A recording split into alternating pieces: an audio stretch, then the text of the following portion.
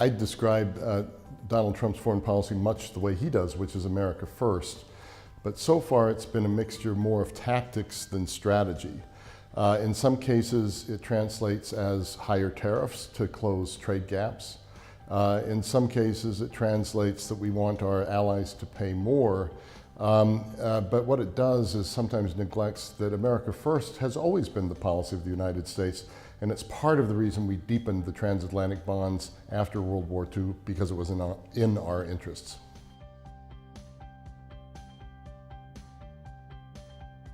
At times. I think the North Korean approach at the moment is quite an interesting one. I think those negotiations could lead to something a little bit better. I think he, in the first 2 years, has done more tearing down than building up.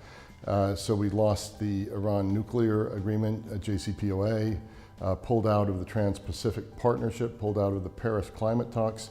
The people around Trump working on his strategy are saying the last 2 years of his first term will be focused on building up in the areas where he's broken down, but we haven't seen that yet, and that's what I'm watching for now.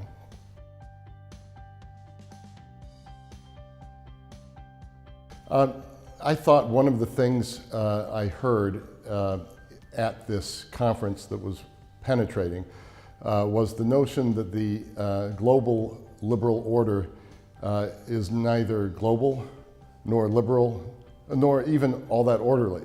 And so sometimes we make more of it than it actually is. What it has done is it's promoted many of our ideas, free markets, democracy, rule of law, and those are starting to erode. So I think the order and the system that was constructed by the United States and its allies after World War II is in trouble. But I think it would have had to be renovated in any case to bring in new actors, China, India, others, and a new situation where technology, globalization has just shifted the landscape and shifted the rules.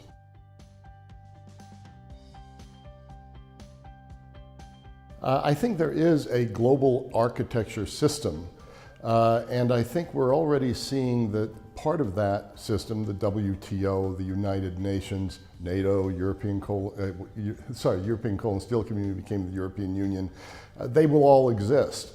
But to a certain extent, all of them are weaker than they were before, and parallel institutions created by the Chinese and others are coming up. I think the new order is going to be a combination of these two. We have to strengthen the institutions that exist by embracing the new actors, rather than allow them to be weaker by letting these parallel institutions come up that compete with them.